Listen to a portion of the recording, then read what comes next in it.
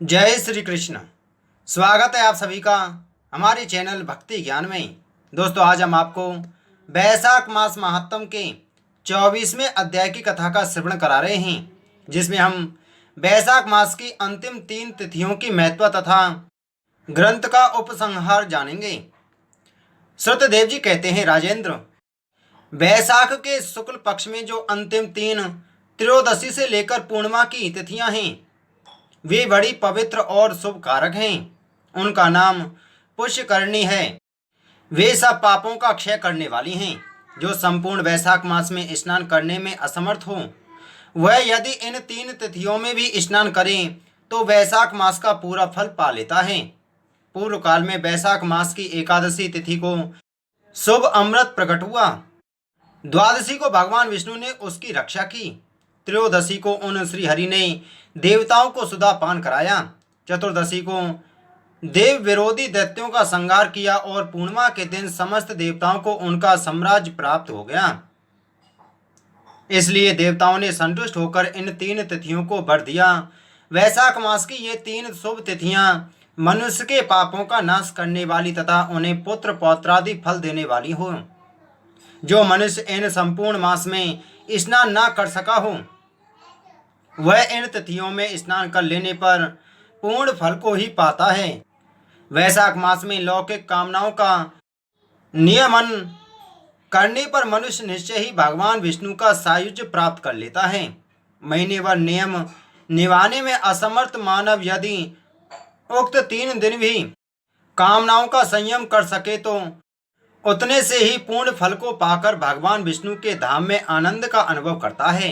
इस प्रकार वर देकर देवता अपने धाम को चले गए। अतः पुष्करणी नाम से प्रसिद्ध अंतिम 3 तिथियां पुण्यदायिनी, समस्त पाप राशि नाश करने वाली तथा पुत्र पौत्र को बढ़ाने वाली हैं।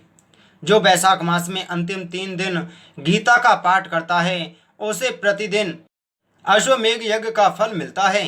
जो उक्त 3 दिन विष्णु सहस्त्र नाम का पाठ करता है, उसे पुण्य फल का वर्णन करने में इस भूलोक तथा स्वर्गलोक में कौन समर्थ है। पूर्णिमा को सहस्त्र नामों के द्वारा भगवान मधुसूदन को दूध से नहलाकर मनुष्य पापहीन वैकुंठ धाम में जाता है। वैशाख मास में प्रतिदिन भागवत के आधे या चौथाई श्लोक का पाठ करने वाला मनुष्य ब्रह्म भाव को प्राप्त होता है। जो वैशाख के अंतिम 3 दिनों में भागवत शास्त्र का श्रवण करता है, वह जल से कमल के पत्ते की भांति कभी पाप से लिप्त नहीं होता। उक्त तीनों दिनों के सेवन से कितने ही मनुष्य ने देवत्व प्राप्त कर लिया, कितने ही सिद्ध हो गए और कितनों ने ब्रह्मत्व पा लिया। ब्रह्म ज्ञान से मुक्ति होती है, अथवा प्रयाग में मृत्यु होने से या वैशाख में नियम पूर्वक प्रातः काल जल में स्नान करने से मोक्ष की प्राप्ति होती है। इसलिए वैशाख के अंतिम 3 दिनों में स्नान, दान और भगवत पूजन आदि अवश्य करना चाहिए। वैशाख मास के उत्तम महात्म का पूरा वर्णन रोग शोक से रहित जगदीश्वर भगवान नारायण के सिवा दूसरा कौन कर सकता है।